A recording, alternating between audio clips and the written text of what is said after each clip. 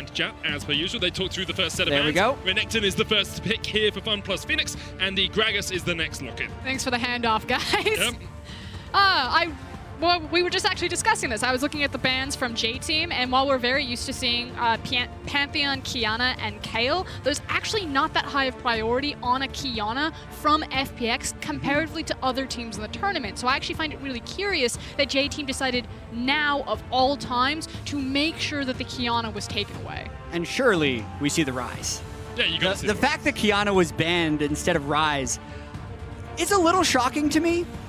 The fact that there is a Kaisa on J-Team with the Xayah ban will be nice for Lil and FPX still hasn't gone for the Ryze. There it is. But we have the... I shouldn't call it the LPL special because it's now kind of like the global special, but this surely is a staple of the LPL. The Renekton, the Elise, it means that that dive top lane is incoming. It means that Tian will be visiting Gimgoon up there, and you really have to prepare what is Rest going to take to try to survive such a potent and threatening Renekton Elise topside. Well, at the moment, it doesn't look like they're going to pick anything for top lane. It's the Azir locked in for FoFo. So we have jungler, AD carry, and mid laner for J-Team. FPX locking their top side of the map down. Still looking for that bottom side after the second ban phase.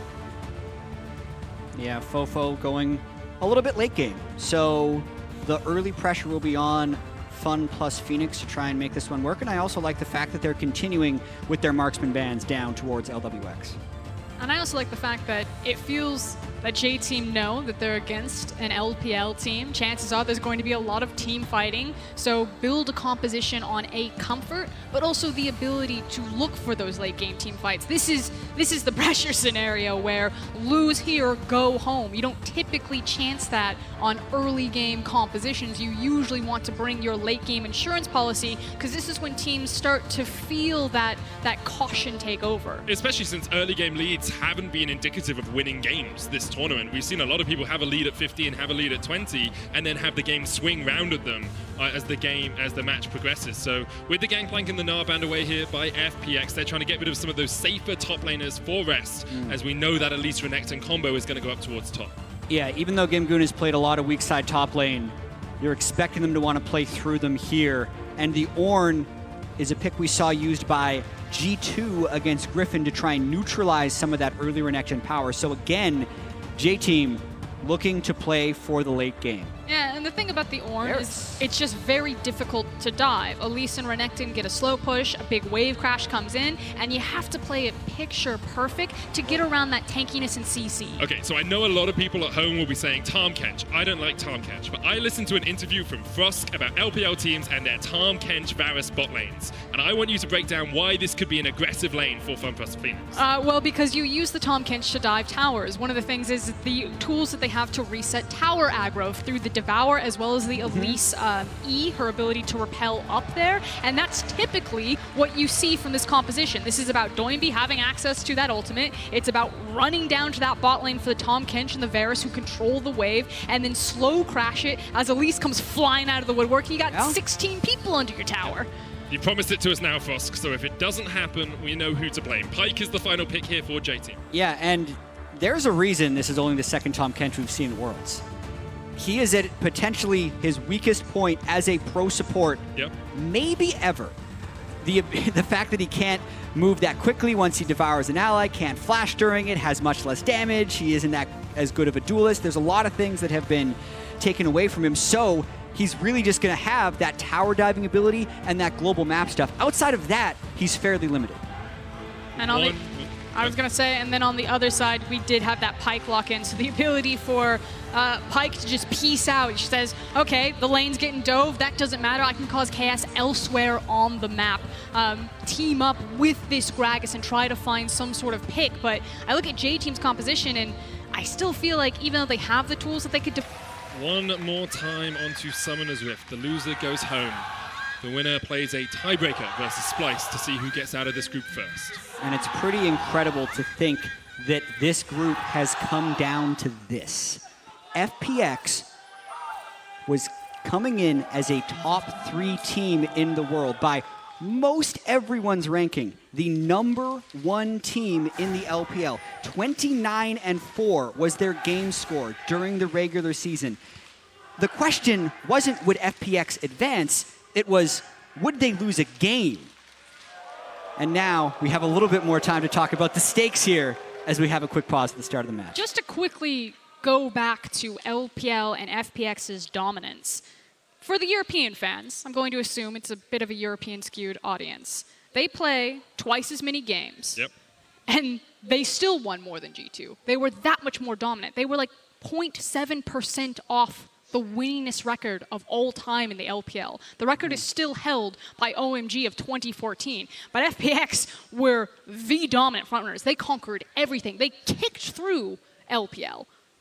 And they kick through RNG and IG on the way. Coming from the region who currently hold the World Championship, FPX were expected to dominate and destroy. And now they play against J-Team from the LMS, a team that perhaps people didn't really expect to make their mark, a region that people thought was underpowered coming into this World Championship. Yeah, I mean, considering what happened to the LMS last year where we had Flash Wolves make it into a tiebreaker, not advance, and then the other two LMS teams go 0-6. And then we saw Flash Wolves lose many of their players and coaches. I mean, in fact, Warhorse, Flash Wolves' old coach, is the head coach of FPX now, to give you an example of how many Flash Wolves players ended up in the LPL. But J-Team was really the #1 team remaining in the LMS and just didn't have that many expectations. The fact that they've walked in here, actually beaten FPX once already, if they were able to knock out and be the final blow to the #1 team from the LPL, that would be big. It's a grudge match. It's the fact that the LPL has cannibalized the LMS, taking their star players, their star coaching staff. J-Team themselves have lived in the shadow of AHQ and Flash Wolves for so long, finally getting their Worlds debut. We saw them kind of peek their head out at things like Rift Rivals, but it's been such a long time coming for FoFo and the boys, as they're lovingly called. And so if you go out like this, this would be the time to do it, to leave it all on the court. Got to put all on the Rift for this game. We're going to jump back on into the action. Not really much has happened at level 1. A couple of wards will spot people out. But early doors, don't really expect any heavy level 1 invades from either of these teams. Yeah, and we got to pay a lot of attention to the early jungle pathing of Tian on Elise, because his first gank, especially when he has 2 lanes, one of Ryze, the other of Renekton, that gank combo is lethal. That's why you see FoFo bringing Cleanse and actually an Aftershock on the Ornn to try and potentially give him just a little bit more durability in the event he gets ganked. That's also why the vision that J-Team have secured onto Tian's red buff is so important. They'll have information that Tian has started the top side of the map, and then now try to figure out what they're going to do with this information and how they're going to change up the pathing. Right now, both of them just starting on the top side of the map. FoFo trying to trade with Doinb here, but expectation is that that top lane will push in for Gimgoon. Ornn really doesn't have the best of pushes early on and can't match a Renekton in the early stages of the game. And I want to draw our attention to the mini-map right now. You can see multiple blue pings on Gragas right now. Both junglers know where they're pathing. It's assumed that Gragas will go red, Krugs, Raptors, reset for Predator boots. So Tian's got some windows that he can play around. We'll see if he's able to find a window that is open enough for him to slither his way through and find one of those early ganks, get one of his lanes off to an early lead. Bot lane is pushing in for FPX, and with a Varus, you always expect them to have some wave control. We have some adaptation happening right now. So Gimgoon, because the pathing was pinged out and it's so common from Gragas, has now moved into the jungle to place a ward on Raptors. Meanwhile, because Crisp and Lwx have push priority in bot lane, Crisp has also walked up and placed a ward on the blue buff. Tian can now either gank this Azir in the mid lane or actually go and try to contest the Gragas' blue buff. Yeah, and we've seen this type of jungle pathing from FPX already today. They were doing it to Xerxes. It's just a matter of what they can do with it. Can they convert that into a big early game lead? Because now he's looking to contest the Wolves, waits for the cooldowns, now he's going to try and steal. Wolves in the way for that cocoon. He steals away one of them. Actually, I think Hana got that. Yeah, with the Talisman burn. Cocoon doesn't connect. Tian's just going to try and take away this big one. Gets it with a smite. That makes it a lot harder for him to actually fight over the blue buff, but his team is on the way to try and help him out. Yeah, FPX are just going to fully muscle Gragas out of his jungle there. The push priority in mid and bot lane, that ward that Chris played down earlier. This is bleeding Gragas out. And if there was a way for FPX to try and regain their form, it would be with 3 pushing lanes and trying to steamroll. So you can see they're taking full advantage of their push prio mid and bot to try and deny the Gragas as much as possible. Hook does connect there in the bottom lane, but you see the power of Tahm Kench with a quick devour. Lwx is fine, and now Tian maybe even looking for the gank down towards this bottom lane. These are the dives we talked about. They know Hana has reset. Yes, they see him on a ward, but there's not much J-Team can do. They could potentially teleport the Ornn down if they wanted to try and stop this, but look at how much denial there already is on this bot lane. Hana is on his way, has the Predator. You can see Koala's taking just a little bit of damage. Tian's going to try and get away, but the flash comes in, the repel is up. Can Tian get out of this one? Chris flashes forward for the Devour. Meanwhile, in the top lane, Ornn is beating out Gimgoon in the 1v1. Hana locked up with his cocoon down towards the bottom side. First blood comes out, and Gimgoon with a great flash escapes in the top lane. And everywhere else, if you see a Varus and you see a Tahm Kench, you're like, no, it's a defensive bot lane. They're just going to push waves back and forth. Not LPL Tahm Kench. They use it to dive towers. They use it to be hyper aggressive, and it's just like that. I mean, they might want to just stay here. They know that rest is low, and using his teleport top, so no one can actually come down here to help. Koala lands the hook, gets the aftershock, but you can already see Tian once again with the repel up. Chris will use the thick skin. Tian comes down, and that's 2 plates already taken off this bot lane tower. 2 plates and first blood to Varus. It's a 700 gold lead at 5 minutes for that bottom lane, and it's not like they lost out elsewhere to do it. The whole time, Hana was down there, not getting experience, not getting gold. Gimgoon actually was able to take the top Scuttle Crab because he knew no one had been top. It's also 2 missing flashes and 2 missing TPs on these top laners. So both junglers can now choose to go and attack that top lane. In fact, you can see Tian scuttling his way there now. On his way up towards the top side. Has got his jungle camps there as well if he just wants to clear those out. But as you said, Frost, very easy then to gank and Ornn without his flash. Chris comes up towards mid just to help Doinb push this one out. And you expect, well, Doinb should back and try and get those first completed parts of his items pretty soon. Yeah, and FPX starting this game exactly the way they would have wanted. They didn't come into the game the way they would have wanted, but there is still a chance that FPX can get first in this group. Remember, the winner ends up playing a tiebreaker with Splice to see who ends up at #1. And the loser, their World's run will be over. Small thing that I wanted to point out there, but it didn't actually hurt Doinb. But with Chris walking into his lane and taking, I think, 3 creeps of experience, he actually was behind level 6. Now, he managed to get level 6 off of the final minion, but there could have actually been a very obnoxious window there where Doinb was stuck at level 5 because his support stole his EXP when he was trying to gain priority. So we'll keep our eyes on that if they continue through this tournament and that ends up biting them in the future. At the moment, not really costing them too much. Tian able to use the push pressure they have in this bottom lane to secure the Cloud Drake pretty darn easily. Not going to be spotted out by J-Team at all. And early doors, FPX have total control of this game. Leads in the bottom lane, even in mid, even in top. And with a strong early jungle here from Tian on the Elise. Yeah, ends up burning a lot of his resources in order to secure that Cloud Drake. It is a bit of an investment for later because it lowers his pressure for a potential repeat dive on the flashless Koala, but can understand why he would want to make that call, since that kind of means now the next dive will probably be a 4-man, knowing that Doinb is level 6. Yeah, and he'll have his teleport back available for him, which is why I think that it's fine to invest those resources, like you're saying, into that Cloud Drake, because you are just kind of waiting on more key cooldowns, the 2 TPs on your solo lanes before FPX feel confident to pull the trigger again, because they're just flat out winning down here. Yeah, the thing is, right now, how often do FPX need to actually pull the trigger? They can just put the threat in, and you're then getting probably another plate in this bottom, maybe even 2. Tian, as he puts the control ward in here, you'll see J-Team, Koala, and Lil really have to back away and respect the fact that a dive could come in. Yeah, even just placing the control ward and leaving immediately just sucks everyone on J-Team down, because they say, we can't just let them keep diving us, surely. 3 plates already gone in 8 minutes, and here he is just pushing through. FoFo showed in mid. Tian then went into the triangle brush. And Crisp and Lwx are pushing this very well. We have Hana on his way, trying to protect the tower.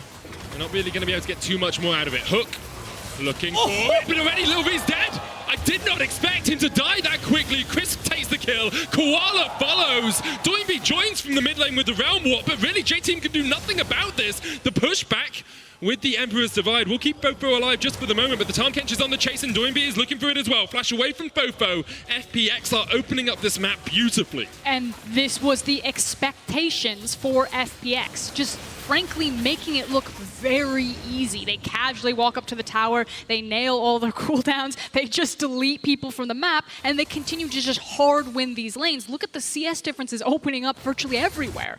Look at that jungle CS difference. Blade of the Ruined King completed at 9 minutes for Lwx. I mean, there's a chance he could get 9 or 10 plates himself. They're actually going back down bottom lane, clearly wanting to repeat these dives, but if they get another dive and another 2 plates, they'll still have enough time to go get top. He could definitely run away with this game, as he did so many games in the LPL. So consistently a key carry for this team. Rift Herald still 30 seconds away from spawning as well, so maybe even looking to take that tower before the Rift Herald spawns, then go up towards the top side, try and take that objective and open up more plates for themselves. It's a 3,000 gold lead for FPX coming up towards the 10-minute mark. And they are looking very in control of this game. Rest trying to trade onto Gimgoon, but really isn't going to be able to do too much to force the Renekton out of the lane. It's actually going to be very scary for J-Team to try to engage on either side lane, top or bottom, because Doinb's flash is now, or excuse me, his teleport is now up and available. It's certain that J-Team were keeping track of that, because now Ryze, not only with his Realm Warp, but also with his TP, can just throw a wrench in all of those plans. Yeah, almost all of the gold lead for FPX is concentrated on jungle bot support. So even though Tian is top lane, kind of collecting experience right here, I would wonder how quickly he's going to get down to the bottom side, as he did with the Cloud Drake, where he kind of just spent his advantage on securing the objective. That's what it looks like he's doing with this Rift Herald, knowing the Dragon is still down for another minute and a half.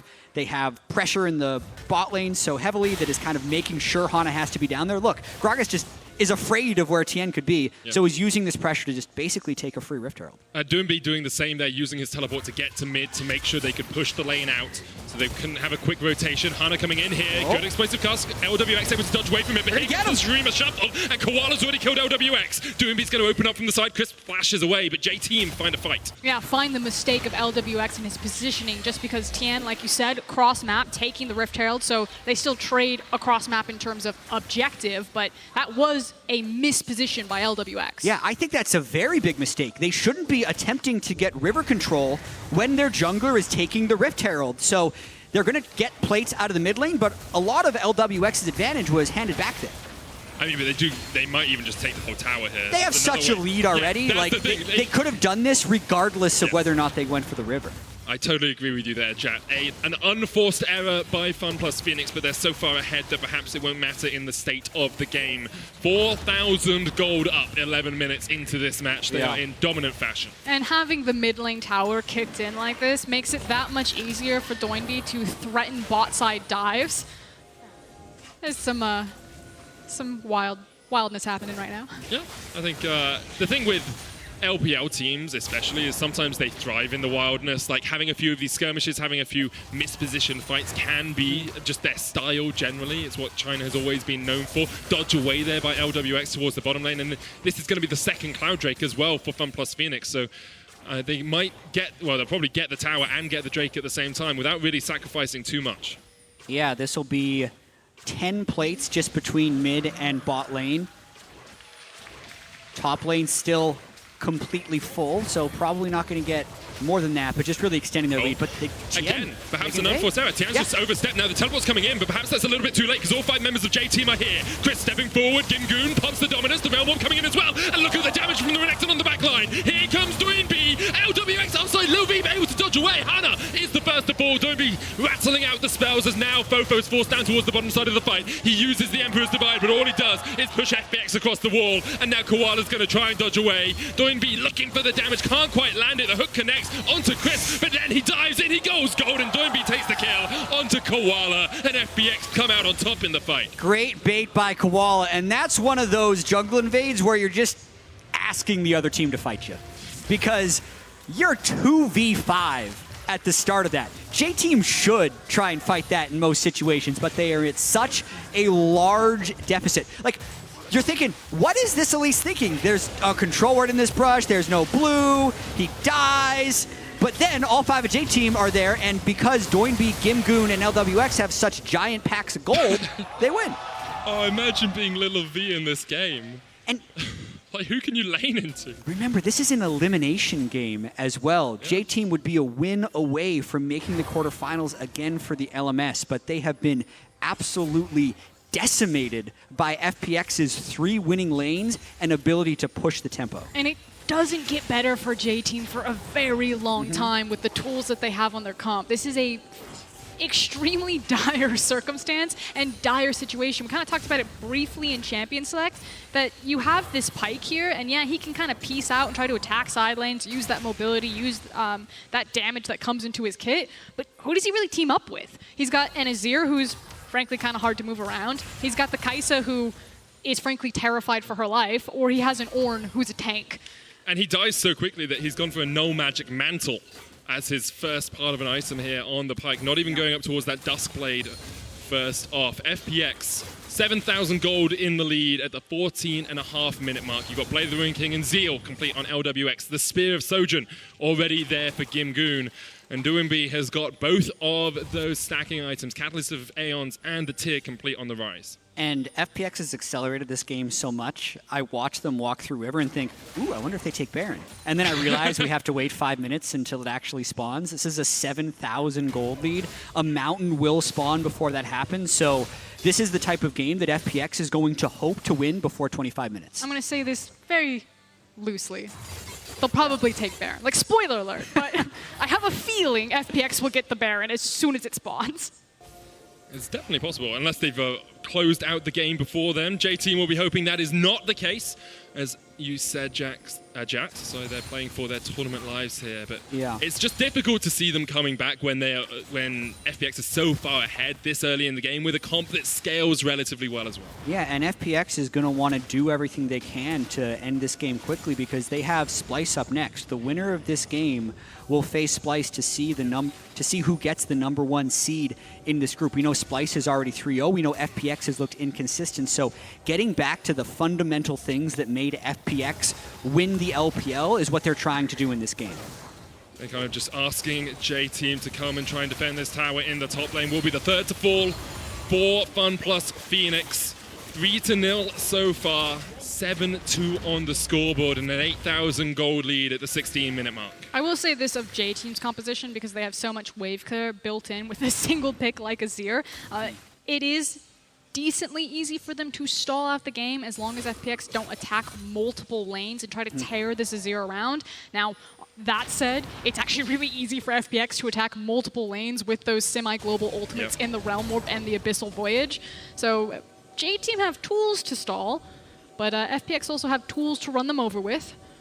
I did get a confirmation from our stats guys. If FPX win in 39 minutes, 16 seconds or less, they get side selection for the tiebreaker game. That's very important because we talked about this earlier. Splyce have been banning Kayle from both blue and red side, which can really hamper them in drafts. And you can see what happens when FPX gets some of these signature champions like the Ryze.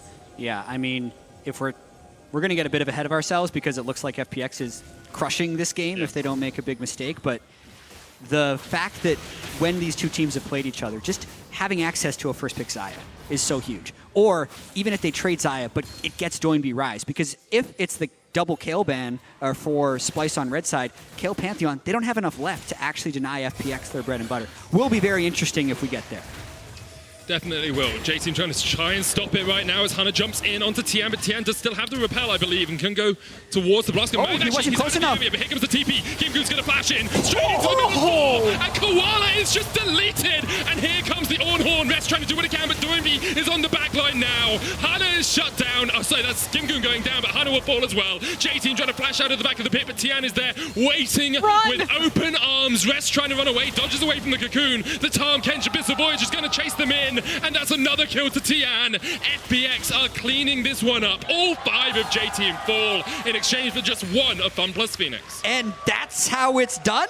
As Tian just gets cornered in the Drake pit, but again, it just leads to a total just massacre of the team right there. So you could see how far ahead Gimgoon is and how willing he was to jump in there to burst and how far behind J-Team are. That's now an over 10,000 gold deficit before 20. And they got the dragon. Of course they did. Why not? Just the cherry on top right there as we take another look at it. So Tian was trying to get to the blast cone, I believe, with this repel so we could get over the wall. Just short right there. And then it just turns into, okay, we're dogpiling in, guys. Let's go. You see the TP come in from Doinb and that absurd damage from Gimgoon. The unassisted 100-0 burst on the flashless Pyke. And then Tian is the one who ends up being the cleanup, the guy who started all of it. So another 1 for 5, and things are looking good for FPX to not have the total disaster, right? To not be the #1 LPL seed that doesn't make it out of groups, not going full LGD. They still have a chance to be the #1 seed. And you look at that and you're probably avoiding people like the SKTs, like the G2s of the world in the quarterfinals, which of course gives you a much greater chance of making it further in the tournament to those semis and the finals. Of course, the rest of the groups play out across the next 3 days, so we'll see exactly how they shape up.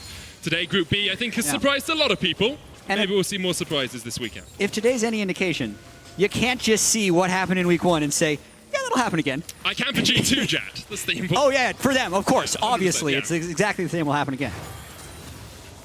Right that is where we are. Yeah. So. Well done.